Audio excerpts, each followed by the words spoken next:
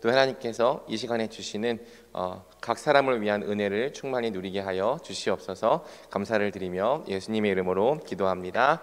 아멘. 우리 재윤 형제님이랑 청강인가요? 아니면 앞으로 듣는 건가요? 잘 왔습니다. 자, 우리 너무 오랜만에 만나서 약간 감이 없죠? 저 혼자 얘기하고 있는 거 아니죠? 아무도 저를 안 봐주는데. 자, 우리 한번 모임 시작해 보도록 하겠습니다. 지금 우리가 함께 공부해 나가고 있는 과목이 뭐죠? 성경적 복음의 기초입니다. 우리가 교회를 다니면서 다 복음을 듣고 배우지만 굳이 이제 성경적 복음이다라고 이름을 붙인 이유는 성경에 있는 본문들과 성경에 있는 표현들을 통해서 또 성경의 논리들을 통해서 함께 복음을 배워 나가자는 뜻이죠. 우리가 이 새가족반에서 배우는 이런 정리된 형태의 복음이 아니라 성경 자체를 가지고 복음을 배워 나갈 때 우리는 성경이 복음을 전달하는 방식에 대해 알 수 있고 또 성경이 우리에게 전하는 이 거대한 내러티브 이야기에 대해서도 알 수 있습니다. 그리고 여러분들이 이 성경적 복음의 기초를 배워감에 따라서 점점 더 성경이 어떤 책인지를 분명히 알아가고 성경을 잘 읽을 수 있게 되는 것이 우리가 성장반을 진행하는 첫 번째 목표고요. 또 이 시간들을 통하여서 복음이 이런 것이구나 새롭게 다가오고 또 복음이 우리 가운데 역사하게 하는 것이 또 하나의 우리가 성장반으로 모이는 목표라 할 수 있습니다. 자, 혹시 지난 시간에 어떤 내용을 배웠는지 거의 기억이 안 나겠지만 한번 좀 기억을 되짚으면 또 기억이 날 거예요. 자, 성경은 하나님께서 어떤 세상을 창조하기 원하셨다고 말하죠? 하나님 나라를 창조하셨다. 이것이 창세기 1장과 2장이 보여주는 메시지의 핵심입니다. 단순히 하나님께서 이 세상을 만드셨다 정도의 이야기로 끝나는 것이 아니라 하나님의 꿈과 하나님의 목표 또 하나님의 비전은 하나님 나라였다. 이것이 성경 전체를 끌고 가는 중심 메시지고 그렇기 때문에 이 복음서들을 보면은 예수님께서 사역을 시작하시면서 뭐라고 말씀하십니까?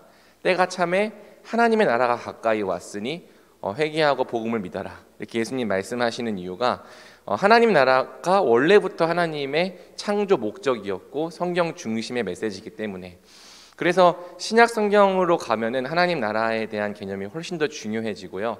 구약 성경 안에서도 우리가 하나님 나라가 어떻게 나타나고 있는지에 대해서 잘 보고 배워야 하는 거죠. 사실 복음의 기초에서는 구약 성경을 자세히 다루지 않습니다. 내년에 언약과 구속사로 배우는 성경 구약편을 여러분들이 꼭 들으셔야 됩니다. 하지만 이제 오늘은 또 이번 학기에는 성경적 복음의 기초를 같이 배워갈 텐데요. 그래서 하나님 나라는 하나님께서 창조하시고 또한 다스리는 나라다. 그래서 하나님께서는 창조자와 주가 되신다. 다스리시는 왕이 되신다라는 의미를 나눴고요. 이 하나님께서 다스리시고 창조하시기 때문에 하나님 나라에서 사람은 복과 안식을 누린다. 이 하나님께서 주시는 복을 충만하게 누리고 또 하나님과 더불어서 이 적극적인 안식을 누리며 살아가는 복된 삶이 펼쳐지는 곳이 하나님 나라죠. 그리고 한 가지 더 포인트를 배웠는데 이러한 복과 안식은 하나님의 법에 순종함으로써 누린다. 그래서 하나님 나라는 어떤 나라냐? 사람이 자기 마음대로 살아가는 나라가 아니라 하나님의 법에 순종함으로써 살아가는 나라다. 순종이 무거운 짐을 지운 것이 아니라 하나님의 법을 잘 알고 그 법에 순종하며 살아갈 때 하나님은 그분께서 그 나라에 두신 모든 복과 안식을 풍성히 누리게 하셨다. 이것이 이제 창세기 1장과 2장의 핵심이다라는 내용을 배웠습니다. 자, 그래서 이제 오늘은 제2과로 함께 들어가 보겠습니다. 주님께 불순종하여 하나님 나라에서 쫓겨난 죄인들. 들어가는 말을 한번 읽어볼게요. 하나님은 만물의 창조자시며 창조된 모든 것을 그 뜻대로 다스리시는 주님이시다. 하나님이 창조하신 세상은 참으로 아름답고 풍성했다. 그리고 하나님이 그 세상을 내버려 두지 않으시고 다스리기에 더욱 좋았다. 하나님은 사람을 창조하셔서 그 좋은 세상에 두셨다. 하나님은 사람을 하나님의 형상대로 창조하셔서 세상을 다스리는 존귀한 삶을 살게 하셨다. 또한 그에 합당한 삶을 영위하도록 필요한 모든 것을 풍성히 주셨다. 특히 돕는 배필을 주셔서 한 몸으로 복된 삶을 누리게 하셨다. 가장 큰 복은 생명과 모든 복락의 원천이신 하나님이 함께 하시는 것이었다. 이렇게 하나님이 함께 하시는 걸 우리는 임마누엘이라 부르죠. 하나님이 창조하신 피조 세계에서 사람이 안식을 누리는 세상을 우리는 하나님 나라라 부른다. Kingdom of God. 성경 전체의 주제와 핵심이라 할 수 있습니다. 하나님 나라를 이루는 것은 천지를 창조하신 하나님의 목적이며 꿈이었다. 하나님은 하나님이 조성하신 그 세상에서 사람이 하나님께 받은 사명을 감당하며 마음껏 복을 누리며 살기를 원하셨다. 사람이 그렇게 사는 것 자체가 하나님의 기쁨이었고 하나님께 예배가 되었다. 그런데 하나님 나라에 살고 있는 사람이 반드시 명심해야 하는 것이 있었다. 하나님 나라는 하나님이 다스리시는 왕국이며 그곳에 사는 하나님의 백성은 하나님의 뜻에 순종해야 한다는 것이다. 하나님은 사람이 잘못된 길로 가지 않도록 생명나무와 선악을 알게 하는 나무를 통해 그것을 알게 하셔서 보호하시려고 했다. 그러나 불행한 일이 일어나고 말았다. 안타깝게도 최초의 사람이자 인류의 대표인 아담과 하와가 범죄함으로 하나님 나라에서 쫓겨난 것이다. 이번 과에서는 하나님과 최초의 사람 사이에 일어났던 일들을 살펴볼 것이다. 최초의 범죄와 타락을 살피면 왜 우리가 지금과 같은 비극에 처했는지를 알 수 있다. 그래서 우리가 창세기 3장을 통해서 이 죄의 본질과 죄의 결과 또 하나님의 구원의 해결책이 무엇인지를 함께 배워가려고 하는데요. 우리가 여기서 주목해서 봐야 될 것은 죄라는 것이 무엇인가, 그리고 이 죄가 우리 인생에 가져온 결과가 무엇인가, 또 하나님께서는 이 죄에 대한 해결책으로 우리에게 무엇을 주셨는가, 이 세 가지 포인트를 잘 살피며 오늘 과에 집중해야 하는 거죠. 자, 본문 봉독은 우리가 1절에서 7절까지만 같이 읽어볼까요? 어차피 7절까지밖에 없네요. 같이 읽어보겠습니다. 그런데 뱀은 여호와 하나님이 지으신 들짐승 중에 가장 간교하니라. 뱀이 여자에게 물어 이르되 하나님이 참으로 너희에게 동산 모든 나무의 열매를 먹지 말라 하시더냐? 여자가 뱀에게 말하되 동산 나무의 열매를 우리가 먹을 수 있으나 동산 중앙에 있는 나무의 열매는 하나님의 말씀에 너희는 먹지도 말고 만지지도 말라. 너희가 죽을까 하노라 하셨느니라. 뱀이 여자에게 이르되 너희가 결코 죽지 아니하리라. 여자가 그 나무를 본즉 먹음직도 하고 보암직도 하고 지혜롭게 할 만큼 탐스럽기도 한 나무인지라. 여자가 그 열매를 따먹고 자기와 함께 있는 남편에게도 주매 그도 먹은지라. 이에 그들의 눈이 밝아져 자기들이 벗은 줄을 알고 무화과 나무 잎을 엮어 치마로 삼았더라. 자, 창세기 2장은요 죄의 원인이 외부에서 들어왔다는 사실을 우리에게 보여줍니다. 특별히 오늘 본문에서 누가 등장하고 있죠? 뱀, 그리고 여자가 등장하고 있는데요. 자, 하나님이 창조하신 하나님 나라는 본래 죄가 없는 의롭고 거룩한 세상이었어요. 하나님께서는 죄를 창조하신 적이 없습니다. 지금 이제 목요일 날 공부하고 있는 이 목요 교리반에서도 왜 하나님께서 죄를 만드셨냐 이런 질문이 나왔었는데, 죄라고 하는 것은 사실 창조된 어떤 실체가 아니라 하나님의 법에서 벗어나는 것이 죄라는 거죠. 그러니까 죄라고 하는 어떤 실체가 존재하는 것이 아니라 하나님의 법을 자발적으로 어기고 또 벗어나는 것. 그래서 원래 우리가 가야 할 길에서 벗어나는 것을 성경은 죄라고 말하는 거죠. 그래서 이 하마르티아라고 하는 이 신약 성경의 죄라는 단어는 그 관역에 활을 쏘았을 때 활이 이제 빗나가는 것, 관역을 벗어나는 것, 이런 개념을 갖고 있다고 합니다. 하나님은 죄를 창조하신 적이 없다. 죄는 창조된 것이 아니라 피조물의 자발적인 결정과 선택이다. 창세기에는 감추어져 있지만 성경은 먼저 천사들의 창조가 있었고 그들 중 일부가 하나님께 반역하여 타락했다고 말한다. 그러니까 창세기 본문에서는 어떤 천사의 창조와 천사의 존재에 대한 부분들이 아직은 감추어져 있습니다. 왜냐하면 이 창세기라고 하는 이 책 자체가 모세 시대에 출애굽한 백성들을 위해 기록된 책이고요. 성경은 계시의 점진성이라고 해서 시간이 지날수록 점점 더 구체적이고 분명한 내용이 계시된다는 특징이 있어요. 그래서 창세기 때에는 이 뱀의 정체가 무엇인지 분명하게 드러나진 않습니다. 그런데 이제 성경 전체를 통해서 봤을 때 성경은 이 타락한 천사들의 수장을 사탄이라고 불러요. 그래서 이 사탄들이라고 하는 표현은 없습니다. 사탄의 이 다른 이름을 신약 성경에서는 마귀라고 부르는데, 우리가 찬송가 중에 마귀들과 싸울지라 죄악 벗은 형제 이렇게 부르잖아요. 사실 마귀들이라고 하는 것은 잘못된 표현입니다. 사탄이 곧 마귀이고, 사탄은 구약적인 히브리어 이름이고요, 마귀는 이제 헬라어적인 이름인데, 원래 이 마귀라고 하는 단어가 신약 성경에서는 디아볼로스라는 이름이에요. 디아볼로스 하면은 우리 남자들은 생각나는 게임이 하나가 있죠. 그 이름이 여기서 나온 이름입니다. 그리고 또 요한계시록에 의하면 옛 뱀이라고 말해서 이 뱀의 정체가 바로 사탄, 곧 마귀, 타락한 천사들의 수장, 이렇게 이해할 수 있는 거고요. 그리고 그 사탄을 따라서 함께 타락한 그의 하수인들을 성경은 귀신이라고 부르는 겁니다. 그래서 구약 성경에서는 악한 영 이렇게 표현되고, 신약 성경에서는 다이모니온, 그래서 귀신으로 번역되는 단어가 바로 이 존재들이고요. 그래서 오늘날 우리나라에 있는 이 귀신이라고 하는 개념은 어떤 개념이죠? 약간 죽은 자들의 원혼, 이런 걸 귀신이라고 생각을 하는데, 성경을 그런 개념으로 읽으면 안 되고요. 귀신이라고 하는 존재는 이 사탄의 하수인들, 사탄과 함께 타락한 천사들이라고 생각하면 됩니다. 그래서 창세기 3장은 죄의 1차적인 원인이 사람에게 고의적으로 접근한 뱀에게 있다고 말하는 거죠.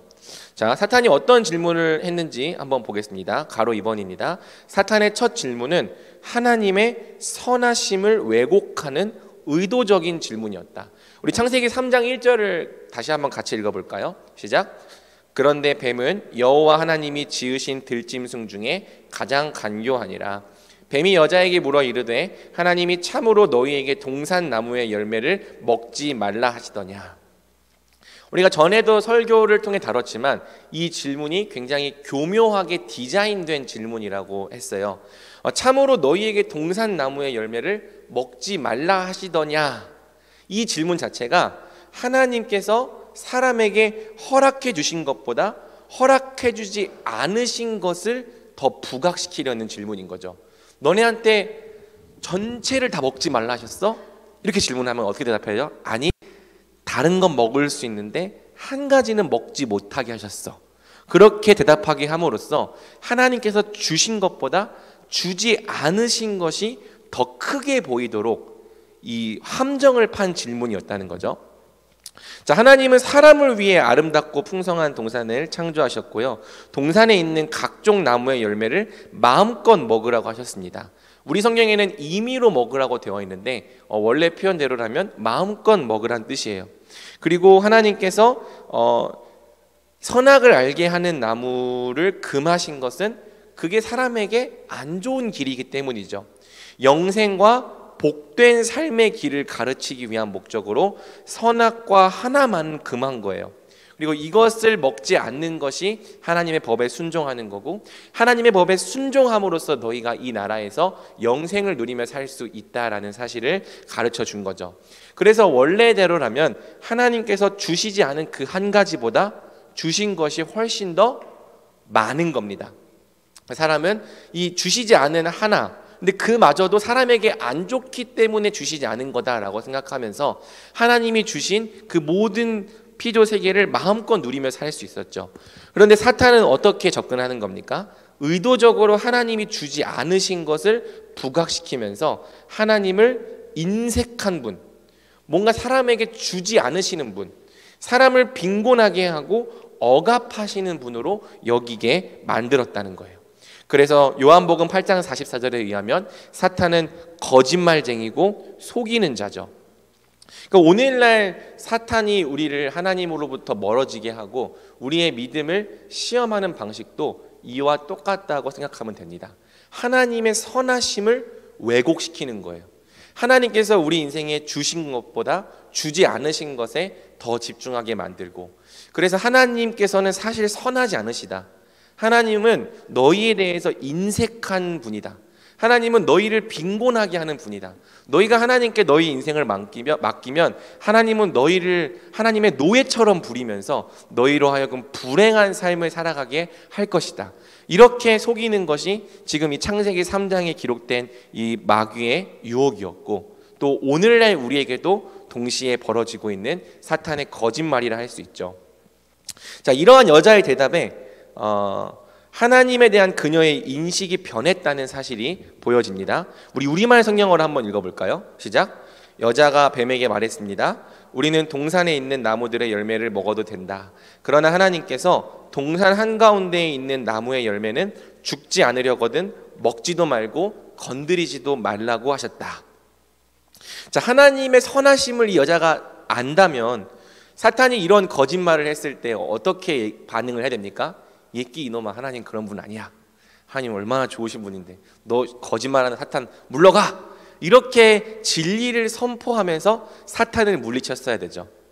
이러한 행동을 나중에 누가 합니까? 예수님께서 둘째 아담으로서 광야에서 사탄에게 시험 받으실 때 사탄이 와서 막 이렇게 속이고 거짓말하니까 예수님이 어떻게 반응하시죠? 아, 정말 그런가 보다. 이게 아니라 사람은 떡으로만 사는 것이 아니요 하나님의 입에서 나오는 모든 말씀으로 사는 것이다. 그 진리로 사탄을 꾸짖고 물리쳐요. 그러니까 원래 사람이 이 사탄의 거짓말 앞에서 보였어야 될 반응이 이거였다는 거죠. 그런데 이 여자는요, 사탄의 말을 들을 때 어느 정도 동의합니다. 죽고 싶지 않으면 먹지도 말고 건드리지도 말라 하셨다. 지금 이 여자의 말 속에 마치 하나님이 너희 죽고 싶지 않으면 먹지도 말고 건드리지도 마, 이런 식으로 말씀하시는 분인 것처럼 굉장히 폭력적이고 또 강압적이고 사람에게 부당한 명령을 내리시는 분인 것처럼 이 여자의 마음속에 하나님에 대한 인식이 바뀌어가고 있는 거죠. 사람의 자유를 빼앗고 억압하시는 분, 말을 안 들으면 죽이겠다고 협박하시는 분. 여러분, 하나님께서 순종을 명하신 이유는 거듭 강조하지만 사람의 행복을 위해서예요. 우리가 하나님의 법대로 잘 살아가면은 하나님 나라에서 복과 안식과 영생을 누려요. 그런데 사탄은 마치 하나님이 사람의 행복을 싫어하시고 질투하시는 것처럼 속였고, 여자도 그 말을 들을 때 점점 동의하고 있는 겁니다. 그래, 하나님의 명령은 부당하지. 하나님의 명령은 우리에게 좋지 않은 무거운 짐이지. 자, 이렇게 여자의 마음속에서 하나님에 대한 인식이 왜곡되고 있을 때 사탄이 비로소 하나님의 말씀을 정면으로 부인하죠. 그러니까 이게 사탄의 무서운 점이라고 생각을 해요. 곧바로 얘기하면은 안 들었을 거예요. 야, 너네 그거 먹지 말라고 하신 거 하나님이 거짓말한 거야. 그렇게 얘기한다면 여자가 아마 속지 않았을 것입니다. 그런데 먼저는 하나님의 선하심을 왜곡시키고 하나님에 대한 오해를 만들어내죠. 그리고 오해가 생겨났을 때 하나님의 말씀을 정면으로 뒤집는 거예요. 어떻게 뒤집습니까? 우리 한번 같이 읽어볼까요? 4절에서 5절. 뱀이 여자에게 이르되 너희가 결코 죽지 아니하리라. 너희가 그것을 먹는 날에는 너희 눈이 밝아져 하나님과 같이 되어 선악을 알 줄 하나님이 아심이니라. 너네 그거 먹어도 안 죽어. 죽는다고 하셨는데, 죽는 결과가 있으니까 먹지 말라고 말한 건데 안 죽어. 정면으로 뒤집죠. 그 다음에 그 말이 거짓이라는 근거까지 제시하는 거예요. 너희가 그거 먹으면 하나님처럼 될 수 있으니까 하나님께서 거짓말로 너희를 속이신 거야. 하나님은 너희가 하나님처럼 되는 것을 시기하시고 질투하시는 분이야. 너희가 하나님처럼 자유롭게 될 수 있는데 그렇게 되는 길을 막으시는 분이야 라고 말하면서 하나님의 말씀을 정면으로 뒤집고 그거에 대한 근거까지 제시하고 있는 거죠. 그러면서 뭐라고 말하냐면은 도리어 하나님의 말씀을 어기고 그분에게서 벗어나 그분 같은 존재가 되어야 자유와 행복이 있을 것처럼 속인 겁니다. 그러니까 원래 하나님께서 설정하신 관계는 하나님은 하나님 자리에, 우리는 우리 자리에. 그래서 하나님의 하나님 되심을 우리가 고백하고 하나님께 예배하고 영광을 돌리는 삶이 우리에게 무거운 삶이에요? 행복한 삶이에요? 행복한 삶이에요. 하나님은 하나님 자리에 있고 우리는 피조물의 자리에 있으면서 하나님 자리에 계신 하나님께 마땅한 영광과 또 찬양과 경배를 올려드리는 삶이 우리에게도 좋고 우리에게도 행복하고 우리에게도 복된 삶이라는 거죠. 그런데 이제 사탄은 어떻게 속이는 겁니까? 그렇게 사는 거는 불행한 삶이야. 그러면서 하나님을 예배하는 이 피조물의 위치에서 벗어나 너희도 하나님과 같은 존재, 창조자, 주권자 같은 존재가 되어야 그래야 너희는 행복할 수 있어. 이렇게 속인 거죠. 자, 여기서 이제 우리가 중요하게 다뤘던 표현이 뭐냐면 하나님과 같이 되어 선악을 알 줄 하나님이 아심이니라. 이 말씀을 이제 어떻게 해석할 것인가에 대한 부분이 참 우리에게 고민이 되는 부분이죠. 여러분은 하나님과 같이 되어 선악을 안다는 이 말씀의 의미를 어떻게 생각합니까? 마치 이제 선악에 대한 것들을 전혀 몰랐다가 이것을 먹는 순간 이 선과 악을 그때 알게 된다는 그런 의미입니까? 아마 그런 의미는 아닐 겁니다. 왜냐하면 첫사람인 아담에게는 하나님의 법이 마음에 새겨져 있었고 무엇이 옳고 무엇이 그른지를 알고 있었기 때문이죠. 여기서 중요한 표현은 하나님과 같이 돼서 선악을 안다예요. 이거 무슨 얘기냐면은 하나님처럼 선과 악을 결정하겠다는 거다.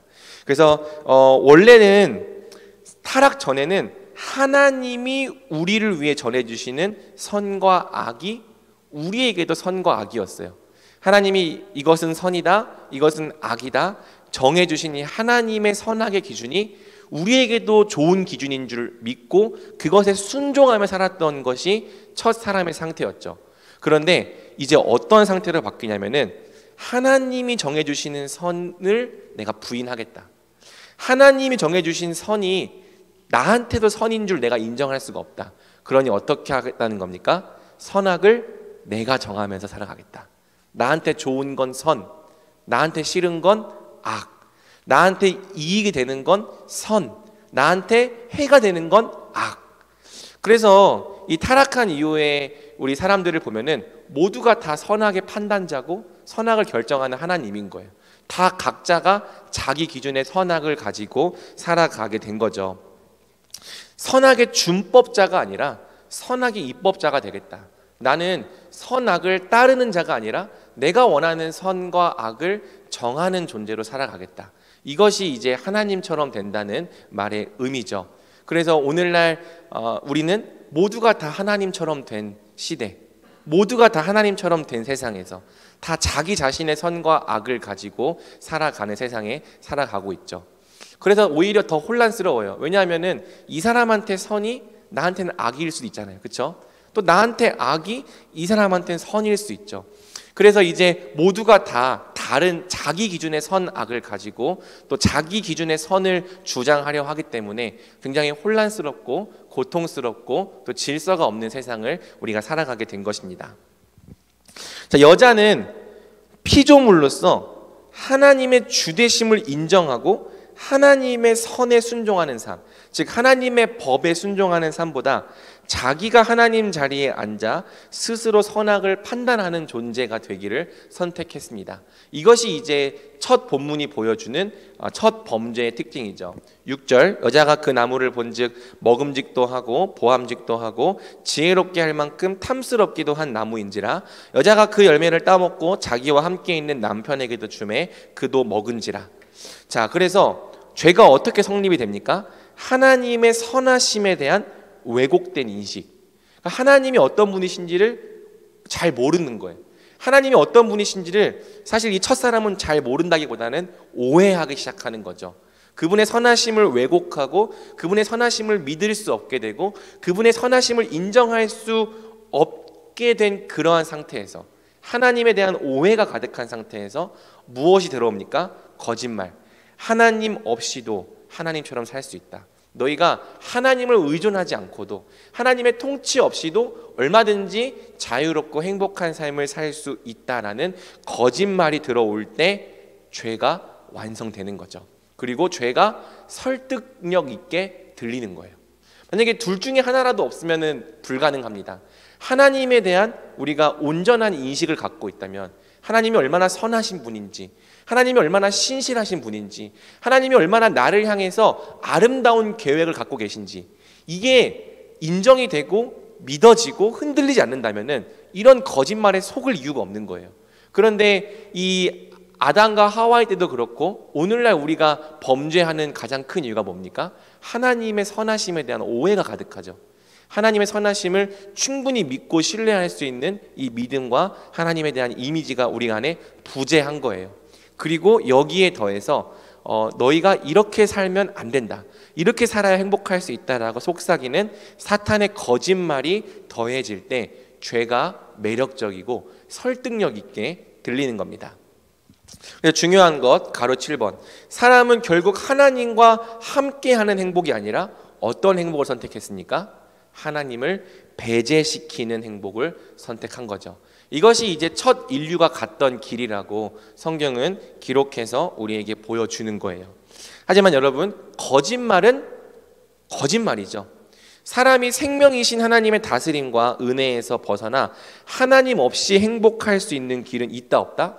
없었다. 그리고 사람이 하나님의 다스림과 통치에서 벗어나 하나님의 주되심을 거부하는 그 길은 하나님께서 말씀하셨던 대로 어떤 결과가 임합니까? 사망이라는 결과가 임하게 되는 것이죠. 그래서 우리는 이제 이 본문을 통해서 죄의 본질이 무엇인가를 좀 엿볼 수 있고 확인할 수 있습니다. 죄의 본질이 무엇이냐? 오늘날 우리는 죄를 어떤 이 드러난 열매로서만 판단하려고 해요. 거짓말하는 것, 간음하는 것, 살인하는 것, 폭력하는 것, 도둑질하는 것, 이런 드러난 어떤 행동들이 죄고, 내가 이러한 범법을 저지르지 않았으면 죄가 없다고 생각하는 사람들이 있는 거죠. 혹은 내가 그렇게 실제로 죄를 저지른 사람보다는 훨씬 더 경미한 죄인이라고 생각을 하는 겁니다. 근데 성경은 죄의 본질을 어떻게 가르칩니까? 이렇게 우리 한번 2번을 같이 읽어볼까요? 시작. 죄의 본질은 하나님을 미워하고 싫어하는 마음과 그분의 주되심을 거부하고 스스로 자기 인생의 주인이 되어 살아가려는 마음이다. 그래서 죄의 본질은 하나님의 주되심을 거부하는 마음, 또 그러한 종류의 삶이다. 우리는 그렇게 죄를 정의해야 합니다. 하나님을 싫어하는 마음, 하나님을 오해하고 하나님을 인정할 수 없는 마음과 그분의 주되심을 거부하는 삶은 사실 동전의 앞뒷면과 같이 같은 거예요. 하나님을 싫어하니까 거부하는 겁니다. 하나님의 선하심이 인정이 안 되니까 불신하고 내 마음대로의 선을 선택하는 겁니다. 그래서 죄라고 하는 것 자체가 하나님의 선하심을 불신하고 하나님의 주되심을 부당하게 여기고 결국에는 스스로 주인이 되어 살려 하는 삶으로 연결이 되어지는 거죠. 그래서 사람은 다른 죄 때문에 사망에 이르는 것이 아니라 바로 이 죄로 말미암아 사망에 이르는 거예요. 아니, 우리가 살인도 한 적이 없고 우리가 거짓말한 적도 없고, 뭐 거짓말은 좀 하니까 이건 좀 그렇고, 우리가 뭐 특별히 깜빵에 갈 만큼 그렇게 큰 범죄를 저지른 적이 없는데 우리를 영원한 사망에 처하게 하시는 건 너무 과한 형벌 아닙니까? 이렇게 우리가 물어볼 수 있는데요. 간음, 거짓말, 도둑질 이런 것들은요, 단지 우리 마음에 있는 동기가 겉으로 드러난 죄의 열매에 불과한 거죠. 어떤 사람은 그 마음에 있는 동기가 더 확실한 모습으로 드러난 거고, 어떤 사람은 좀 덜 적극적인 모습으로 드러났을 뿐이에요. 하지만 우리 마음 가운데 어떤 마음이 있다는 것을 우리가 부인할 수 없냐면, 우리의 창조자이자 주님이신 하나님을 마음으로부터 미워하고 반역하고 거부하는 것. 그러니까 하나님께서 우리에게 존재를 주셨고, 하나님께서 우리에게 하나님 나라를 주셨고, 하나님의 백성이 되게 하셨는데, 이것 자체를 거부하고 싫어하며 하나님께 반기를 드는 것, 이것이 영원한 형벌을 받기에 합당한 죄라고 성경은 선포하는 거고, 그래서 우리는 다름 아닌 바로 이 죄로 말미암아 영원한 심판을 받게 되는 거죠. 범죄의 즉각적인 결과는 하나님의 형상을 잃어버린 수치스러운 존재가 되는 것이었습니다. 사탄의 말이 재미있는 게 뭐냐면, 너희가 이 열매를 먹으면 하나님처럼 될 것이다 라고 얘기했는데, 원래부터 사람은 하나님과 가장 닮아 있는 존재였어요. 하나님께서 사람을 가장 하나님을 닮은 존재로 만드신 거죠. 그래서 선악과를 먹음으로 하나님과 같이 될 필요가 없었습니다. 하나님의 걸작품인 사람은 피조물 중 가장 영광스럽고 존귀한 존재고 우리는 마스터피스, 하나님의 형상, 이렇게 고백을 하는 거죠.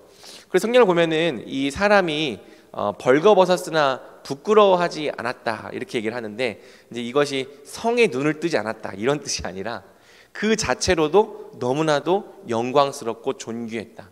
하나님을 나타내고 하나님을 보여주는 이 하나님의 형상이 너무나도 영광스러웠던 거예요. 그래서 사람은 자신의 존재에 대해서 털끝만큼도 부끄러워하거나 수치스러워할 필요가 없었던 거죠.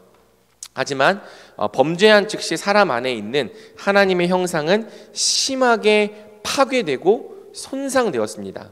그래서 하나님의 영광을 잃어버린 수치스러운 존재가 된 거죠. 제가 이제 설교를 통해서 이러한 죄의 결과 사람이 그때부터 무화과 나무 잎으로 자기 존재의 수치와 이 무가치함을 가리는 삶을 살아가게 되었다고 그렇게 나눴던 거 혹시 기억날 수도 있습니다. 여러분들이 열심히 그 내용을 가지고 나눴더라고요. 그래서 존재 자체의 영광과 가치가 사라진 사람은 자기 존재가 아니라 다른 무언가로 자신의 영광과 가치를 입증하려고 하는 존재가 된 거예요. 내가 다니는 어떤 학교라든지 학벌이라든지 아니면 입고 다니는 옷이라든지 아니면 내가 만나는 사람들의 어떤 품격이라든지 무언가 이 자기 자신의 존재로 자기를 설명하는 것이 아니라 내가 갖고 있는 내 주변의 것들로 자신의 가치를 입증하고 증명하려고 하는 거죠. 하지만 그것으로 자기 존재의 가치가 입증이 안 되는 겁니다. 그리고 내가 내 가치라고 생각했던 것들이 바람에 슉 날아가 버릴 때 우리는 또다시 부끄러움과 수치 속에 빠지게 되는 거죠. 사람이 이렇게 된 이유가 무엇인가? 하나님의 형상이 파괴되고 본래 하나님께서 주셨던 이 영광과 존귀함을 잃어버렸기 때문이다. 성경은 이렇게 말하는 거예요. 그래서 사실 우리가 이제 구원받은 자로서 우리가 가져야 될 정체성 중에 하나는 하나님께서 우리를 구원하신다고 하는 것은 다시 그리스도 안에 있는 온전한 형상을 우리에게 주시는 거죠. 그리고 우리의 가치가 우리 자신에게 있는 것이 아니라 우리를 위해 십자가 보혈을 흘리신 예수님에게 있다고 성경은 말하는 거예요. 그래서 이제 우리는 우리 자신의 가치가 없는 것처럼 느껴지고 또 내 존재의 어떤 부끄러움과 연약함 때문에 수치스럽게 느껴질 때 어떻게 좀 반응할 수 있겠습니까? 나는 예수님 안에서 사랑받은 존재야. 예수님께서 자기 피로 사신 무한히 값지고 소중한 존재야. 이제 우리는 이렇게 자기 자신의 존재와 가치를 회복한 삶을 살아가게 되는 거죠. 하지만 오늘 본문처럼 범죄한 사람은 그렇지 못했다. 범죄한 사람은 자기 자신의 존재와 또 가치를 잃어버렸고 이 자신의 수치를 가리려는 삶을 살아가게 되었다라고 성경은 이야기하는 겁니다. 자, 우리 5분 정도 휴식하고 이제 이 하나님 나라에서의 추방, 죄의 결과와 또 은혜에 대한 부분들에 대해 살펴보도록 하겠습니다. 여러분 버틸만 하죠? 오늘은 살짝 좀 휴대폰 하는 친구들이 많은 것 같긴 하지만 그래도 아무도 졸지 않고 잘 들어주셔서 감사합니다. 우리 6시 10분까지 휴식하겠습니다.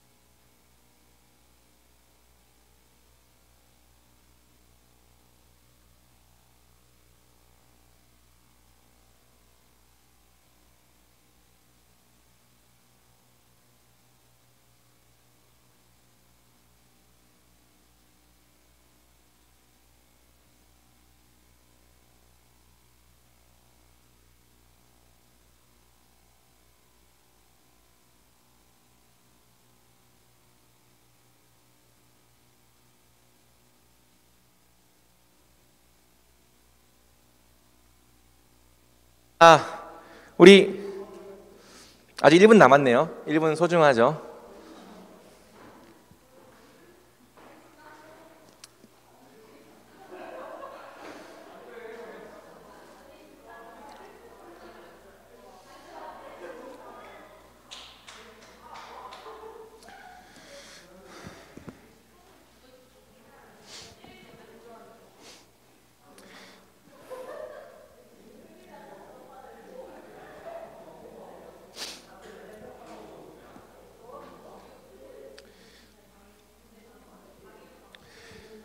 자, 시작해도 될까요? 네, 시작해 보겠습니다. 자, 우리가 죄의 본질과 함께 같이 다뤄야 되는 부분이 바로 죄의 결과죠. 왜냐하면 죄의 본질에 따른 죄의 결과를 함께 다루지 않는다면 우리는 우리 삶의 문제가 죄로부터 말미암은 것임을 인정할 수가 없을 거예요. 사실 하나님을 믿는다는 것은 우리가 오과에서도 배우겠지만 하나님의 존재를 믿는다가 믿음이 아니에요. 하나님을 믿는다는 것은 다시 하나님께서 우리의 창조자이자 주님이심을 회복하는 것, 하나님께서 우리의 주인이심을 믿고 고백하며 다시 하나님을 주로 따르는 삶을 살아가는 그것이 성경적인 믿음이죠. 그래서 이 죄의 본질과 죄의 결과가 우리 가운데 명확하게 정리가 되지 않으면 우리 가운데 이렇게 말하는 지체들도 있을 거예요. 나는 꼭 하나님을 주로 따라야 될 이유를 모르겠다. 그냥 뭔가 이 성경이 나한테 이렇게 살아라 저렇게 살아라 하는 것이 나한테는 불편하고 내가 원하는 내가 나의 기준의 선악을 따라 나는 살고 싶다. 나는 그게 더 좋다. 이렇게 이제 말하는 분들이 우리 가운데 있을 수 있는 거죠. 그래서 우리가 함께 공부해야 되는 것이 뭐냐면 죄의 결과입니다.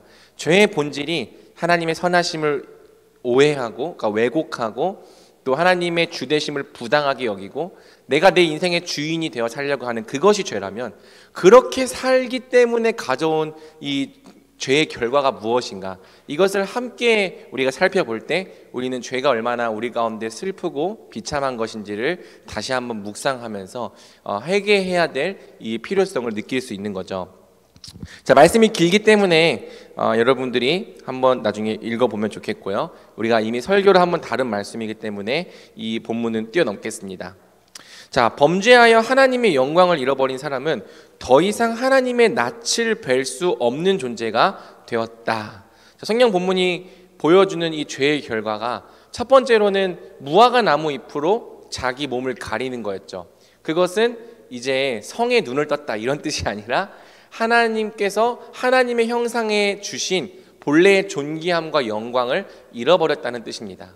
그리고 본래의 존귀함과 영광을 잃어버릴 때 어떤 결과가 따라옵니까? 우리 창세기 3장 8절에서 10절을 같이 읽어보겠습니다. 시작. 그들이 그날 바람에 불 때 동산에 거니시는 여호와 하나님의 소리를 듣고 아담과 그의 아내가 여호와 하나님의 낯을 피하여 동산 나무 사이에 숨은지라. 여호와 하나님이 아담을 부르시며 그에게 이르시되 네가 어디 있느냐 이르되 내가 동산에서 하나님의 소리를 듣고 내가 벗었으므로 두려워하여 숨었나이다. 범죄 이전의 사람은 하나님과 직접 대면해서 교제를 누리는 존재였죠. 그리고 사람이 하나님께 받은 복이 많지만 사람이 누릴 수 있는 가장 큰 복은 무한히 아름다우신 하나님과 교제를 나누며 서로 사랑하는 삶을 살아가는 것입니다. 그래서 우리가 소요리 문답 제1문에서 고백할 때 사람의 제일된 목적이 뭐라고 고백하죠? 하나님을 영화롭게 하는 것과 영원토록 그분을 즐거워하는 것입니다. 그러니까 우리가 누릴 수 있는 행복과 누릴 수 있는 기쁨이 많지만 우리 인생의 최고의 목적, 제일된 목적, 주요한 목적은 뭐냐면 우리를 창조하신 하나님과 더불어 사랑의 관계와 사랑의 교제를 누리는 것이죠. 하지만 범죄 이후의 사람은 하나님을 피하여 숨고 그분의 낯을 볼 수 없는 존재가 되었습니다. 자, 성경은 이렇게 하나님과의 교제가 단절된 것을 뭐라고 부릅니까? 죽음이라 부른다는 거예요. 이것이 성경을 읽어 나갈 때 꼭 놓치지 말아야 될 중요한 개념 중에 하나입니다. 성경에서 죽음이라고 하는 것은 단절의 의미를 가져요. 그래서 이 죽었다라고 했을 때 그것을 단절이라고 하는 의미로 바꿔 읽어도 문맥이 맞는 경우가 많습니다. 예를 들어서 로마서 6장 11절을 보면은 아래 각주 3번에 이와 같이 너희도 너희 자신을 죄에 대하여는 죽은 자여 그리스도 예수 안에서 하나님께 대하여는 살아있는 자로 여길지어다. 이것은 죄가 가진 권능과 죄가 주는 어떤 영향력과 죄의 결과에 대해서 이제 우리가 단절되었다. 죽었다는 말을 단절의 의미로 넣어서 읽어야지만 성경 본문의 의미를 우리가 정확하게 이해할 수 있는 거죠.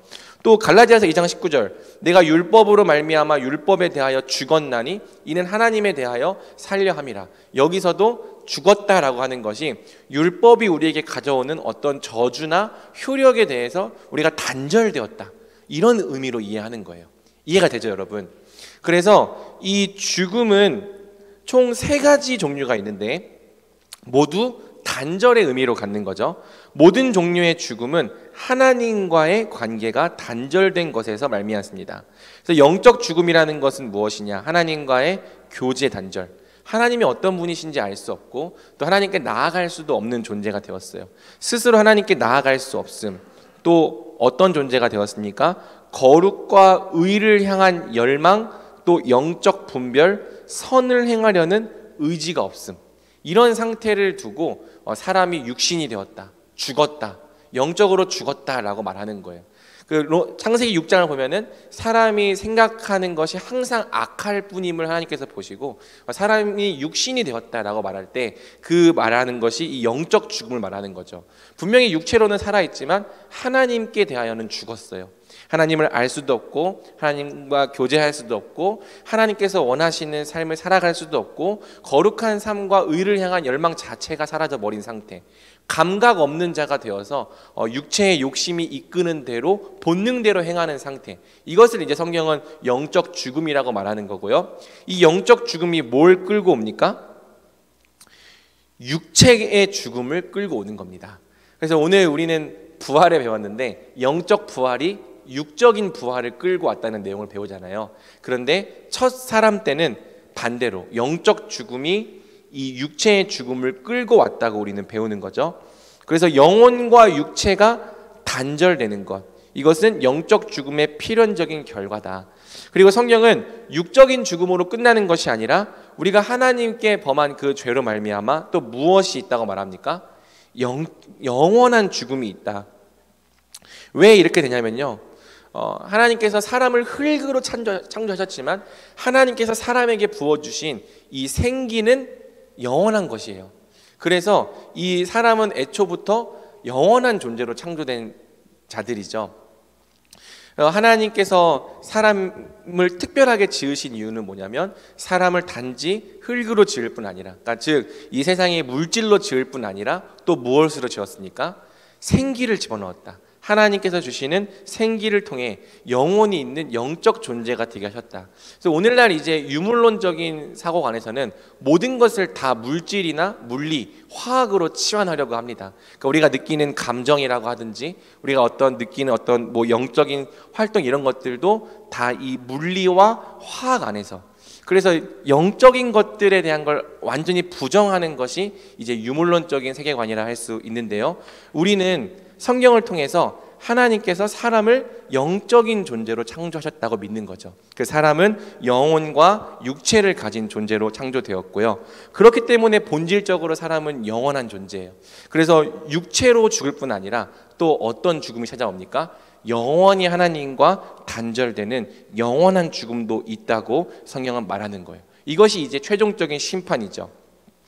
그리고 이것은 제5과에서 다룰 내용이기 때문에 여러분이 오늘 질문이 들어도 좀 넘어가 주시기 바랍니다. 아담은 단순히 사람 중에 한 명으로 창조된 존재가 아니라 인류의 대표로 창조되었기 때문에 아담의 이 범죄가 모든 인류에게 전가되었습니다.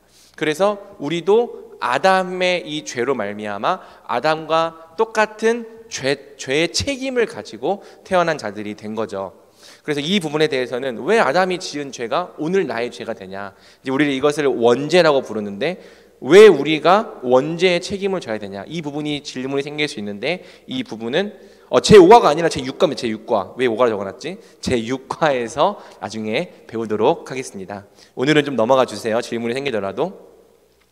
자, 성경이 보여주는 것은 하나님께서 사람을 그분의 공의를 따라 정당하게 심판하신다는 걸 보여주죠. 본문에서 하나님은 순서대로 남자와 여자와 뱀의 순서대로 죄를 드러내시고 역순으로 처벌하십니다. 그래서 하나님은 분에 못 이겨서 감정적으로 심판하시거나 악의를 가지고 과도한 형벌을 내리시는 분이 아니라 정하신 법을 따라 범죄에 합당한 형벌을 내리시는 공의로운 분이신 거죠. 하나님께서는 처음부터 정해 주셨어요. 이 선악을 알게 하는 나무의 열매를 네가 먹는 날에는 어떻게 된다? 네가 정령 죽으리라. 율법을 정해 주셨어요. 이것을 어기는 날, 하나님의 주되심을 거부하고 하나님을 반역하는 죄에는 사망이라고 하는 형벌이 있다. 이것을 정해 주셨고, 또 사람이 그렇게 행했을 때 정해진 형벌대로 이 처벌하시는 공의로우신 분이라는 걸 성경은 보여주죠. 그리고 잘 보십시다.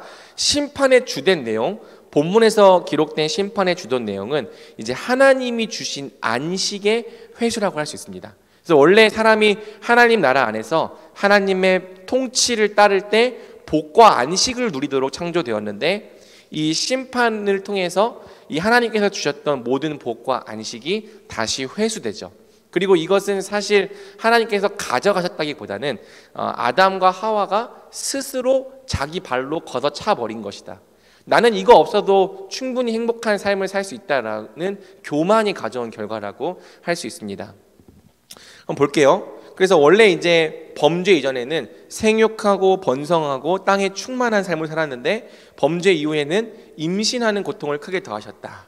자, 그래서 이 본문은 물론 이 임신의 고통을 크게 더하셨다 이렇게 이해할 수도 있지만은 하나님께서 본래 주셨던 축복이 뒤집혔다. 마음껏 생육하고 번성하고 땅에 충만하는 삶을 살아가게 하셨는데, 이제는 한 명의 생명을 낳는 것이 너무나도 어려운 일이 되는 거죠. 근데 이것이 또 나중에 우리가 보겠지만은 예수님의 부활 이후에는 뒤집힙니다. 그래서 모든 민족으로 제자를 삼으라고 주께서 말씀하시면서 다시 영적인 하나님의 백성들을 생육하고 번성하고 땅에 충만하게 하는 그러한 새로운 세계가 예수님의 부활과 함께 도래하는 거죠. 아무튼 이때에는 잃어버렸어요. 그래서 하나님의 백성들이 나을 수 없고, 또 이 생육하고 번성하고 땅에 충만하라고 주신 하나님의 복과 사명을 성취하는 것이 어렵게 되었습니다. 그 다음에 이제 또 하나님께서 하신 말씀이 뭐냐면은 이 여자를 주시면서 돕는 배필, 뼈 중에 뼈, 살 중에 살, 둘이 합하여 한 몸을 이룬다. 사람은 각각 혼자 살아가는 존재가 아니라 서로 사랑하며 함께 연결되며 연합하는 존재로 살도록 만드셨는데, 그래서 서로 사랑하며 살아갈 때 행복을 누리고, 또 함께 연합할 때 더 탁월하게 하나님의 뜻을 이룰 수 있는 존재로 창조하셨는데, 어떤 존재가 된 거예요? 서로 지배하고 또 불복시키려 하는 이 폭력적인 관계로 바뀐 거죠. 이것이 보여주는 것은 이 관계가 깨어졌다. 서로 지배하려는 폭력적인 관계가 되었다. 그래서 사람은 더 이상 이제 다른 사람들과 뭔가 연결되는 경험을 한다기보다는 계속해서 분리되고 분열되고 고립되고, 또 함께 한 몸으로 살아가기보다는 그 안에서 서로 분열되고 대립하며 갈라지는 형태의 삶을 살아가게 되는 거죠. 이것이 이제 복을 잃어버렸기 때문에 우리에게 임한 죄의 결과다라고 생각을 하는 거예요. 사람이 끼리끼리 어울리고 자기들끼리 모여 사는 것이 원래 그런 거다 이렇게 생각하면 안 되고, 이것이 우리가 죄를 지은 죄인이 되었기 때문에 벌어진 일이구나, 원래 우리는 그렇게 살도록 지음받은 존재가 아니구나라고 생각을 해야 되는 거죠. 그 다음에 이제 남자에게 주어진 내용들을 보면은, 원래는 땅을 정복하고 모든 생물을 다스리라라고 하면서 하나님 나라를 다스리라는 명령이 주어집니다. 사람은 원래 어떤 존재냐면 잘 다스릴 수 있는 존재였어요. 하나님의 형상을 가지고 하나님의 뜻이 무엇인지도 잘 이해할 수 있고, 그 뜻을 성취할 수 있는 지혜도 가지고 있었고, 또 어떻게 그것을 할 수 있는지에 대한 능력도 가지고 있었어요. 그래서 사람은 자기 자신도 잘 다스릴 수 있고, 또 자기가 속한 공동체도 잘 다스릴 수 있고 다른 사람들과의 관계도 잘 다스릴 수 있고 모든 곳에서 하나님의 선과 의가 이루어지게 하는 이 올바른 다스림을 행할 수 있는 존재였죠. 그렇게 살면서 행복과 만족과 보람을 누리도록 창조된 존재였어요. 그런데 하나님의 형상을 잃어버린 결과가 무엇입니까? 이제 못 다스리는 거예요. 자기 자신도 잘 다스릴 수 없게 되는 거죠. 쾌락과 탐욕과 죄와 방탕에 자신을 방임하는 삶을 살아가게 되는 겁니다. 또 뿐만 아니라 다른 사람들과의 관계도 잘 다스리지 못하고 가정 안에서도 올바르게 하나님의 뜻을 따라 다스리지 못하고 우리의 교회도 그렇고 공동체도 그렇고 학교도 그렇고 직장도 그렇고 사실상 우리가 이 땅에서 고통을 당하고 어려움을 당하는 가장 큰 부분 중에 하나는 우리가 하나님의 뜻대로 잘 다스리지 못하기 때문에 그래서 우리가 우리 자신을 못 다스릴 뿐만 아니라 더 넓게 봐서는 이 나라의 위정자들을 볼 때도 이 나라를 잘 못 다스리는 우리는 다 못 다스리는 존재가 된 거예요. 원래 잘 다스렸다면 우리는 우리 자신의 삶을 통해서도 또 우리가 속한 공동체의 삶을 통해서도 충분한 만족과 기쁨을 누리고 하나님의 선을 이루는 삶을 살았을 텐데 우리는 그렇게 살지 못하는 상태가 되었고 그래서 항상 힘들고 고통스럽고 또 만족스럽지 못한 삶을 살아가게 되는 거죠. 게다가 이제 이 창조 세계 복된 환경이 사람에게 적대적인 척박한 환경으로 바뀌죠. 그래서 평생 수고해야 소산을 먹는 상태. 그러니까 원래 사람이 하나님 나라에서 하는 노동은 먹고 살기 위한 노동이 아니라 하나님께서 자기에게 주신 이 비전과 사명과 은사를 마음껏 펼치면서 살아가는 되게 보람 있는 노동이었는데 먹고 살기 위한 노동으로 바뀌는 거죠. 우리가 이 땅을 살아가면서 아쉬워하는 게 뭐예요? 하고 싶은 일이 있고 또 하고 싶은 꿈이 있고 뭔가 나의 존재를 펼치고 싶은데 그런 걸 하기에 우리가 굉장히 부족하고 뭔가 이 결핍된 존재가 되어 있고 그래서 막상 우리가 살아가야 되는 그 삶의 많은 내용이 우리가 원하는 삶을 살아가기보다는 이 먹고 사는 문제의 해결을 위해서 어쩔 수 없이 해야 되는 이 노동이 될 때 이것이 우리에게 고통스럽게 된 거죠. 죽음에게 종노릇하는 상태 그리고 먹고 살기 위해서 평생 땀을 흘려야 되는 상태에 빠졌다. 그래서 그렇게 살 뿐만 아니라 또 어떤 상태가 됩니까? 너는 흙이니 흙으로 돌아갈 것이다. 그래서 원래 하나님의 형상으로 창조된 사람은 영광스러운 생명, 하나님의 생명이었는데 이 하나님을 잃어버리니까 어떻게 됩니까? 하나님 없이는 흙에 불과한 존재고 다시 흙으로 돌아가게 되는 겁니다. 그래서 이 하나님께서 주셨던 모든 복이 다 이렇게 뒤집히는 거예요. 사명의 탁월한 성취는 자신의 존재 목적을 거의 이루지 못함. 그 메슬로우의 욕구 5단계를 보면은 사람이 자기의 어떤 이 존재를 실현하며 살 때 가장 큰 만족을 누린다. 그것이 가장 높은 단계의 욕구 실현이다라고 얘기를 하는데 사실상 우리는 그것을 거의 해내지 못하는 상태의 삶을 살아가게 되었고요. 한몸된 관계는 서로 지배하려는 폭력적인 관계가 되었다. 또 사람에게 우호적인 복된 환경은 적대적인 척박한 환경. 그래서 온갖 자연재해와 또 코로나와 같이 질병이 창궐하고 우리를 위협하는 이 무서운 세상이 되었고 또 하나님 나라를 세워가는 보람된 노동은 먹고 살기 위한 생존의 노동으로 바뀌고 또 하나님의 형상을 지닌 영광스러운 생명은 이제 하나님을 잃어버린 흙에 불과한 존재로 바뀌었다가 죽음으로 돌아가는 상태가 되었다. 이것이 이제 성경이 말하는 범죄한 사람의 결과죠. 그래서 이 창세기 3장이 보여주는 마지막 그림은 뭐냐면 하나님의 주되심을 거부하고 불순종하는 죄인들이 어떻게 됩니까? 하나님 나라에 거할 수 없고 쫓겨나는 모습을 보여주는 겁니다. 우리 창세기 3장 22절에서 24절을 함께 읽어볼까요? 시작! 여호와 하나님이 이르시되 보라 이 사람이 선악을 아는 일에 우리 중 하나같이 되었으니 그가 그의 손을 들어 생명나무 열매도 따먹고 영생할까 하노라 하시고 여호와 하나님이 에덴 동산에서 그를 내보내어 그의 근원이 된 땅을 갈게 하시니라. 이같이 하나님이 그 사람을 쫓아내시고 에덴 동산 동쪽에 그룹들과 두루 도는 불칼을 두어 생명나무의 길을 지키게 하시니라. 아멘. 원래 이 에덴 동산이라고 하는 곳이 우리가 좀 뛰어넘은 부분이 있는데 2장을 보면은 4개의 강이 흐르는 곳이고요. 온갖 종류의 보석이 박혀 있는 곳이거든요. 근데 그것들이 상징하는 게 뭐냐면 에덴 동산은 하나님께서 사람과 함께 하시는 성전이고 지성소라는 뜻이에요. 그래서 나중에 이 성막이 만들어지고 성전이 만들어질 때 있는 그 보석들이 이 창세기 2장에 있는 보석들과 유사합니다. 그리고 에스겔이 보는 그 성전 환상을 보면은 성전 주변으로 막 강이 흘러가는 모습이 나타나는 이유가 바로 이 창세기 2장에 있는 에덴 동산 때문이에요.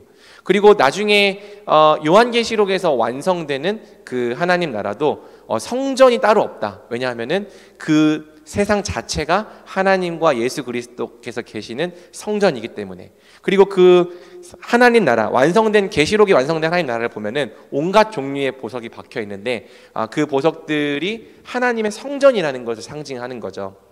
그래서 에덴 동산에 쫓겨난다는 게 무엇이냐? 그것은 하나님의 영광과 하나님께서 임재하시는 세상으로부터 추방된다는 것입니다.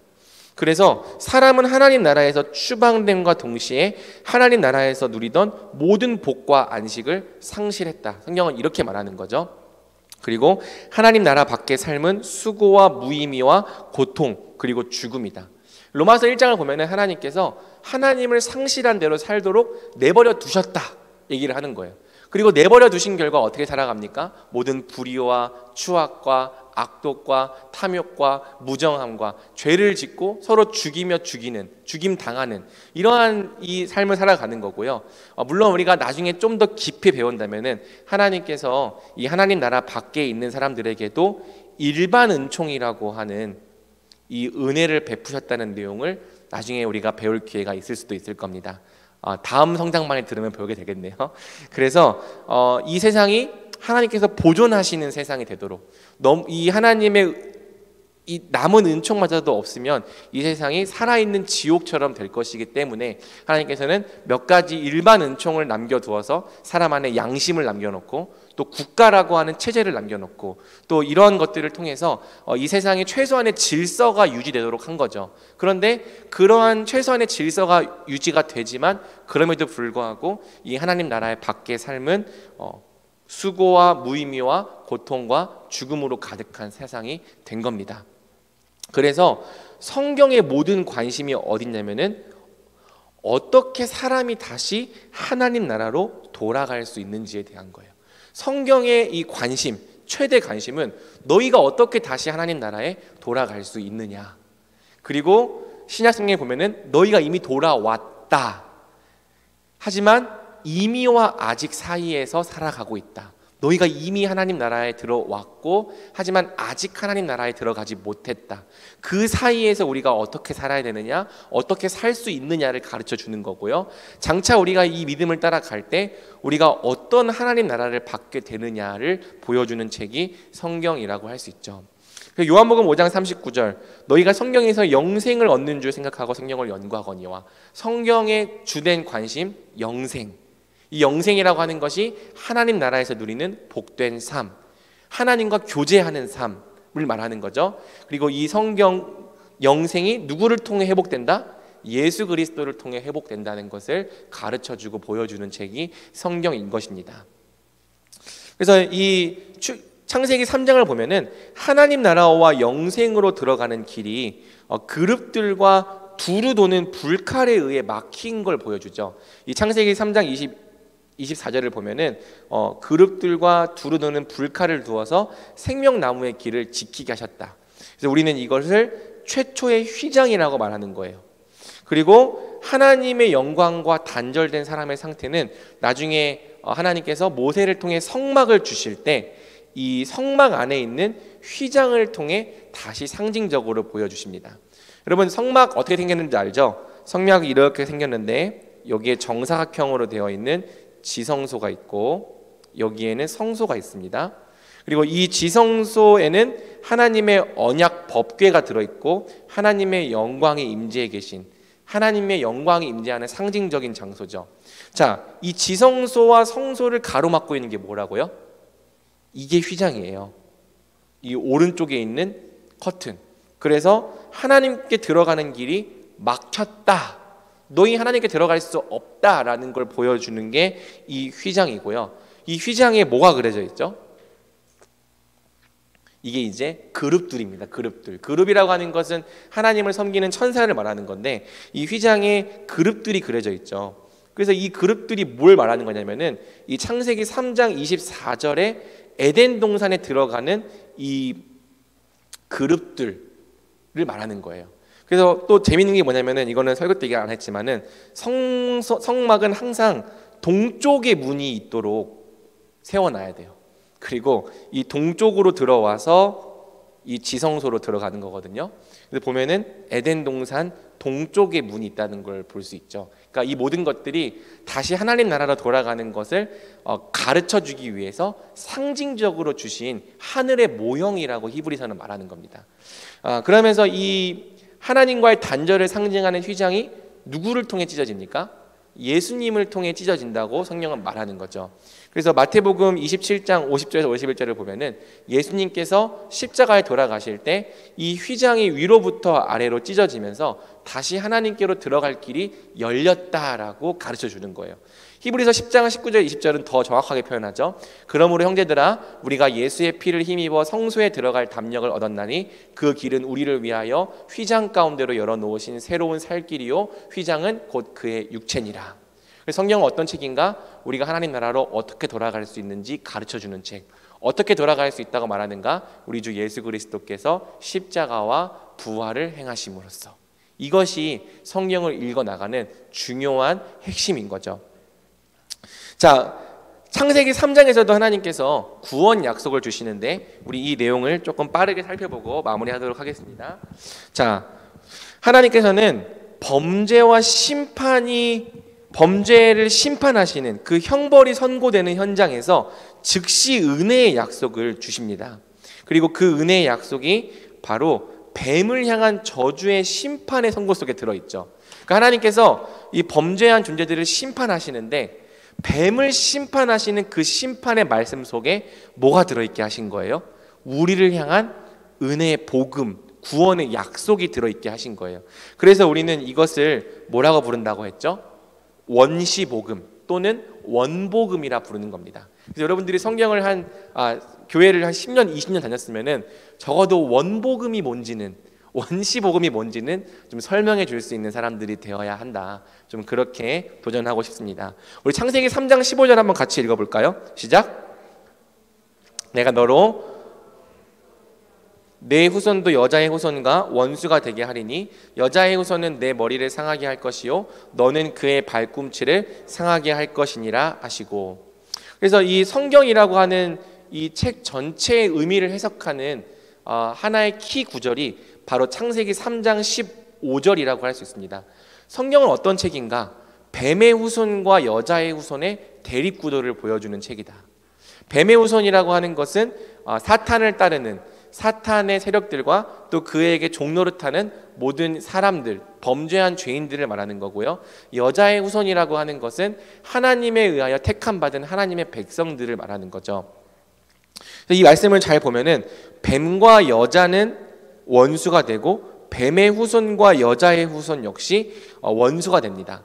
여기서 여자의 후손은 어떤 존재냐면은 뱀의 머리를 깨트릴 구원자라는 특징이 있죠. 그래서 여자의 후손이 너의 뱀의 머리를 상하게 할 것이다 라고 약속을 하는 거예요.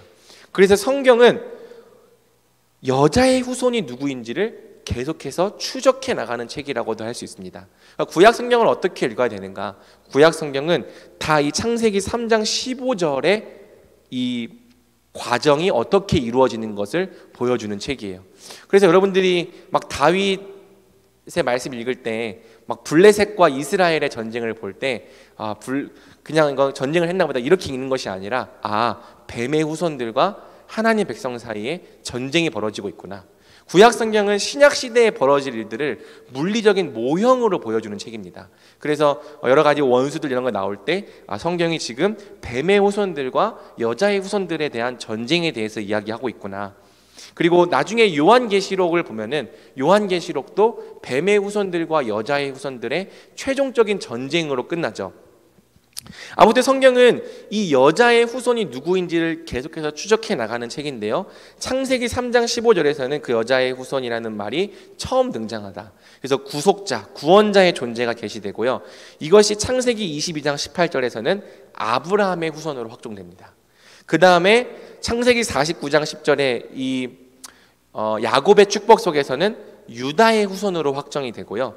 그 다음에 이제 사무엘하 7장 11절과 16절 이 다윗 언약 속에서는 그가 다윗의 후손이 될 것이다 라고 얘기를 하는 거죠. 그래서 마태복음 1장 1절이 어떻게 시작됩니까? 한번 여기 있나요? 같이 한번 읽어볼까요? 마태복음 1장 1절이 마태복음 1장 1절 9번에 있다고 써져 있는데 죄송합니다. 제가 교재를 엉망으로 만들었군요. 마태복음 1장 1절 아브라함과 다윗의 자손 그리스도의 계보라 라고 말하면서 예수님을 누구로 소개를 하는 거죠? 아브라함과 다윗의 자손. 그래서 마태복음 1장 1절은 뭘 말하는 거냐면 예수님이 바로 구약 성경에서 계속 약속되었고 예언되어 왔던 여자의 후손이고 아브라함의 후손이고 유다의 후손이고 다윗의 후손이신 바로 그분이다를 얘기를 하는 거예요. 그리고 이 예수 그리스도와 연합된 하나님의 백성들이 이제 여자의 후손으로 들어가는 거죠. 그래서 예수님은 여자의 후손으로서 십자가 형벌 대속적 죽음으로 사탄의 머리를 깨트리시고 자기 백성을 구원하셨다. 그래서 이 창세기 3장 15절에서 여자의 후손이 내 머리를 상하게 한다고 하는 이 약속이 성취된 사건이 뭡니까? 그게 바로 십자가라고 성경은 말하는 거예요. 그리고 그 다음부터는 이제 뱀의 후손과 여자의 후손 사이에 전쟁이 있다. 그래서 하나님을 대적하는 세상과 그리스도 안에 있는 하나님의 백성 사이에 전쟁이 있다고 얘기를 하는 거죠. 뱀의 후손이란 무엇이냐? 이것은 사탄의 지배와 권세를 따르는 세상의 모든 사람들을 말하는 것이고 사실은 우리도 구원받기 전에 사탄의 지배와 권세를 따르던 이 뱀의 후손이었죠. 하지만 예수님을 믿고 예수님과 연합될 때 우리는 무엇이 됩니까? 여자의 후손이 되는 거예요. 그리고 이 여자의 후손이 바로 그리스도 안에서 구원을 받고 하나님의 백성으로 거듭난 구약과 신약의 교회인 겁니다. 그래서 우리 태연 자매도 여자의 후손이고 본형 자매도 여자의 후손이고 우리 유빈 자매도 다 여자의 후손이고 우린 다 누구다? 예수 그리스도 안에서 여자의 후손으로 선택된 자들, 하나님 백성들인 거예요. 성경의 구속사는 뱀의 후손과 여자의 후손 사이의 전쟁으로 시작돼서 뱀의 후손과 여자의 후손 사이의 전쟁으로 끝난다. 요한계시록 12장 17절 한번 같이 읽어볼까요? 14번입니다. 용이 여자에게 분노하여 돌아가서 그 여자의 남은 자손 곧 하나님의 계명을 지키며 예수의 증거를 가진 저들과 더불어 싸우려고 바다 모래 위에 서 있더라. 자, 여자의 남은 자손이 누구라고요?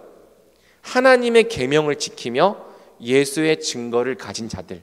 그래서 예수님을 믿고 그 안에서 선택돼서 하나님의 계명대로 살아가는 우리가 바로 여자의 후손들이고 그렇기 때문에 우리가 하나님의 뜻대로 살아가고자 할 때 이 뱀의 후손들에 의하여 핍박과 어려움과 고난을 당하는 삶을 살아가게 되는 거죠. 하지만 성경이 또 약속하는 바가 무엇이냐면은 여자의 후손은 그리스도와 함께 궁극적으로 승리한다는 것입니다. 그래서 성경이 보여주는 구원의 역사, 여자의 후손들, 그리스도 안에서 하나님의 백성으로 택한 자들이 결국엔 승리하고 구원받고 영원한 하나님 나라를 자기 기업으로 받는다. 성경은 이런 복음을 우리에게 전해주고 있는 거예요. 자, 여러분 그렇다면은 이 하나님께서 뱀에게 말씀하신 이 말씀의 의미를 아담이 알아들었을까요? 못 알아들었을까요? 3장 15절에서 이 여자의 후손을 통한 구원을 약속하셨는데 사실 그것이 아담에게 하신 말씀이 아니라 누구에게 하신 말씀이라 했죠? 뱀에게 하신 말씀이란 말이에요.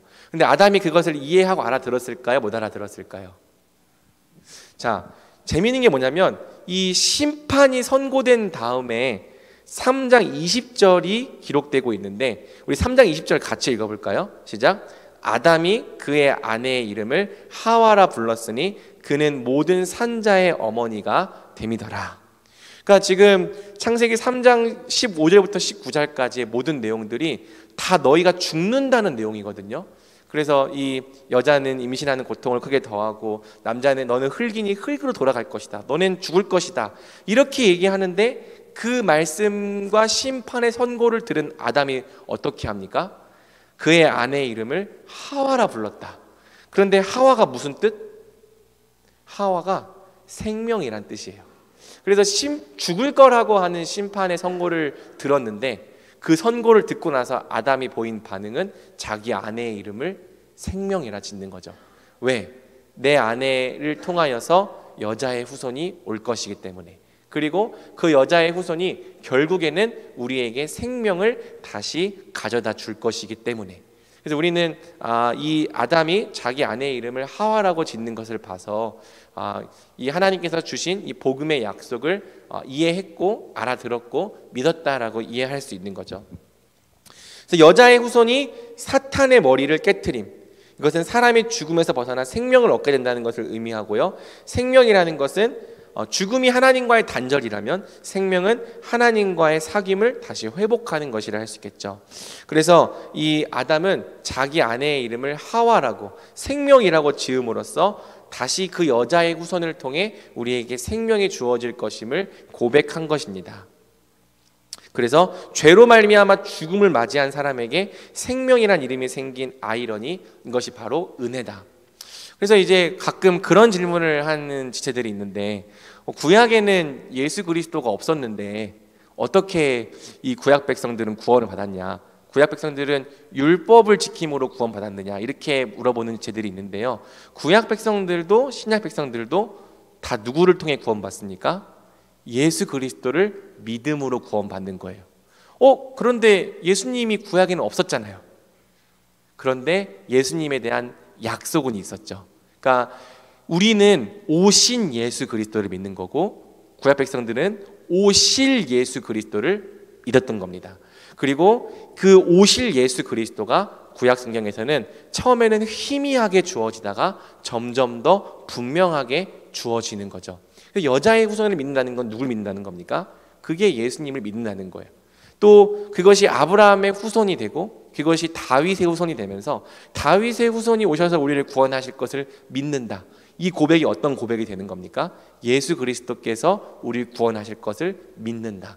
이런 식으로 구약 백성들은 오실 예수 그리스도에 대한 약속을 믿음으로써 구원받았다고 할 수 있는 거죠. 그다음에 구원의 방식에 대해서도 계시가 되는데요. 자, 하나님께서 이 범죄한 아담과 하와를 위해서 무엇을 만들어 주셨습니까? 우리 3장 21절 같이 읽어보겠습니다. 시작. 여호와 하나님이 아담과 그의 아내를 위하여 가죽옷을 지어 입히시니라. 그래서 가죽옷을 통해서 아담과 하와의 죄의 수치가 가려질 수 있다는 것을 가르쳐 주시죠. 죄의 결과와 수치는 우리가 가지려 하는 이 세상의 어떤 것들로도 해결할 수가 없어요. 겉은 화려하나 본질적인 가치와 영광은 여전히 상실된 상태에 있기 때문이죠. 그래서 하나님께서는 가죽옷을 지어 입히시는데 이것은 오직 하나님만이 죄의 문제를 해결하고 죄의 수치를 가려주실 수 있음을 의미합니다. 그리고 가죽옷은 죄의 문제의 해결과 죄의 수치가 가려지기 위해서는 다른 생명이 죽어야 한다는 사실을 우리에게 가르쳐 주는 거죠. 왜? 가죽이라고 하는 것 자체가 동물을 죽여서 얻을 수 있는 이러한 이 물건이기 때문에.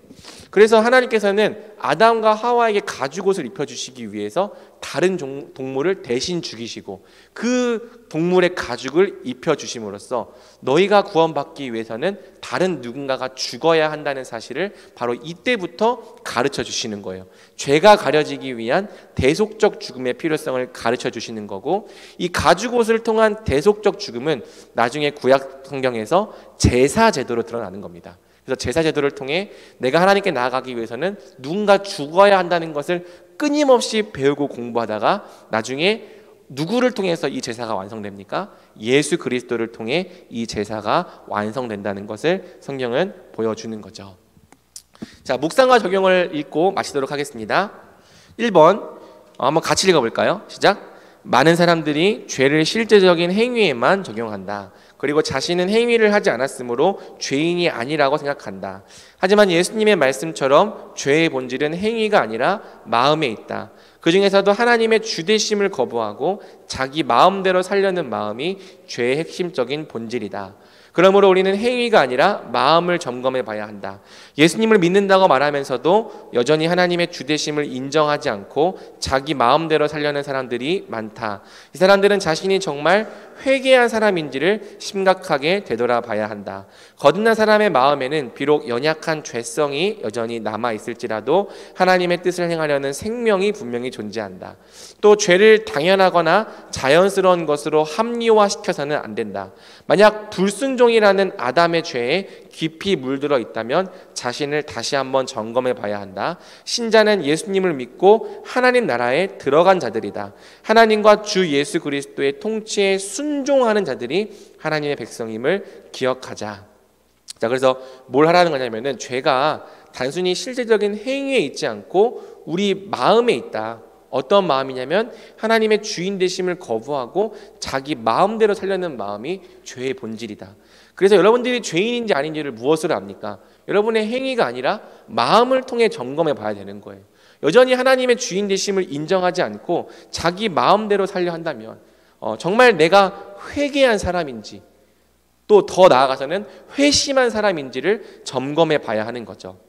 그리고 우리는 죄를 당연한 거나 자연스러운 것으로 합리화시켜서도 안 된다. 그래서 어쩔 수 없이 인간은 죄를 지을 수밖에 없는 존재지 이렇게 말해서는 안 된다는 거예요. 그리고 내가 불순종하며 살아가는 것을 당연하게 여기서도 안 되는 거죠. 뭐 어쩔 수 없는 거다 그렇게 말하면 안 되고, 하나님 나라의 백성이 되었다는 것은 우리가 이제는 하나님의 뜻을 거부하는, 하나님의 주되심을 거부하는 죄에서 벗어나 이제 하나님의 통치에 순종하는 자들이 되었다는 뜻이죠. 그렇기 때문에 정말 내가 이 죄의 문제를 해결받은 자인지, 죄에서 회개한 자인지, 그리고 하나님의 법을 기뻐하고 순종하려는 생명이 심겼는지 돌아보라는 것이 이제 이 첫 번째 적용 포인트고요. 두 번째는 우리 한번 자매들을 읽어볼까요? 시작. 죄는 하나님에 대한 무지와 왜곡, 오해에서 비롯된다. 사탄은 하나님을 인색하고 억압적이며 우리의 인격을 무시하는 분으로, 또 우리에게 관심이 없어서 마음대로 행하시는 분으로 오해하도록 모든 노력을 기울인다. 이 음성을 믿고 이 음성에 귀를 기울일 때 순종이 무겁고 부당하게 느껴진다. 하지만 하나님은 그런 분이 아니시다. 하나님은 은혜와 자비가 풍성하신 분이다. 하나님 나라 곧 천국을 창조하셔서 우리에게 복을 주시려 하시는 사랑의 하나님이다. 범죄한 우리를 위해 은혜를 선포하시고 자기 아들까지 아끼지 않고 내어주신 분이다. 그러므로 성경을 통해 하나님을 더 알아가자. 하나님의 선하심을 알 때 우린 그분을 사랑하게 될 것이다. 그리고 사랑하게 될 때 또한 기쁨으로 순종하게 될 것이다. 왜 범죄하고 왜 또 계속해서 불순종하게 되는가? 물론 우리가 죄로 말미암아 타락한 존재이기 때문이기도 하지만 하나님에 대해서 무지하고 그분의 선하심을 왜곡하고 그분을 오해할 때 우리는 하나님의 명령이 무겁고 부당하게 느껴진다는 거죠. 그러니까 우리를 좋아하고 사랑하는 존재가 우리에게 뭔가를 명령한다면은 우리가 좋아서 할 거예요. 근데 나를 미워하고 나를 이렇게 힘들게 하려는 존재가 뭔가 우리에게 명령을 줬다고 생각하면은 우리는 그 명령이 되게 힘들고 무겁게 느껴지겠죠. 그러니까 교회를 20년, 30년 다녀도 이 부분이 해결되지 않는 지체들이 많은 거예요.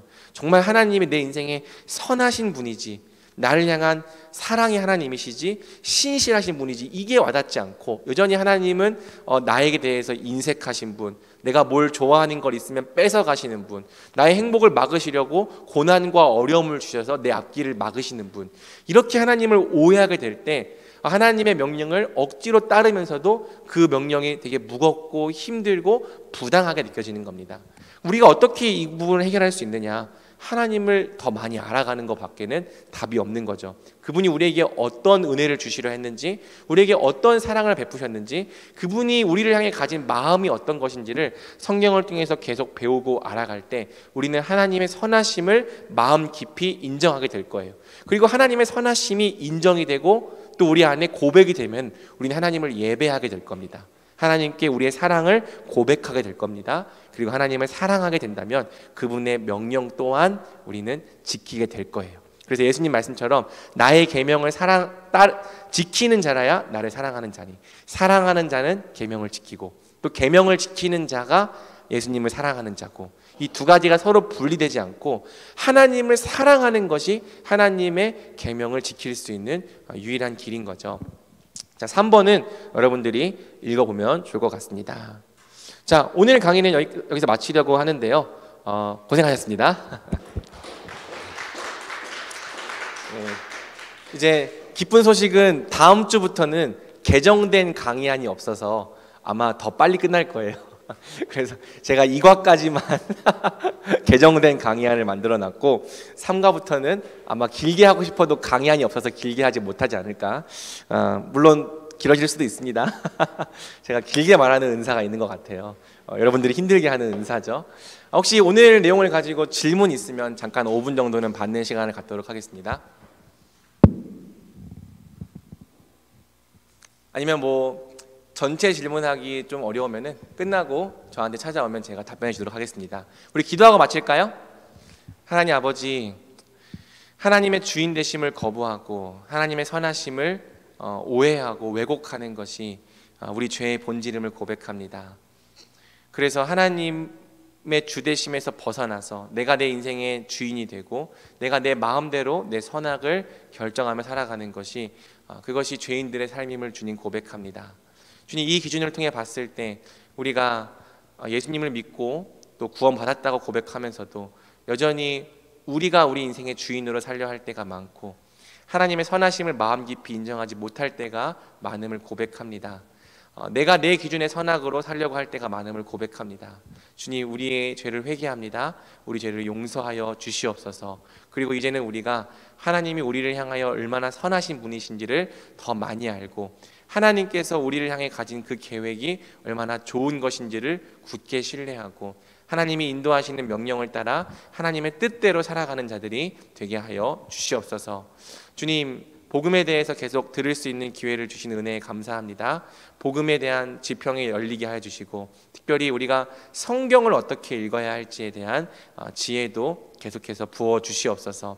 그리하여 성경을 잘 읽고 잘 묵상하고 잘 사용함으로 구원에 이르는 지혜를 얻는 자들이 되게 하여 주시옵소서. 또 주께서 약속하셨던 것처럼 이 성경을 통해 우리가 하나님의 사람으로서 온전하게 되고 모든 선한 일을 행할 능력도 갖출 수 있게 하여 주시옵소서. 한 주 동안의 삶도 주께서 늘 지키시고 돌보시고 함께하여 주시기를 간절히 원하오며 우리 주 예수 그리스도의 이름으로 기도드립니다.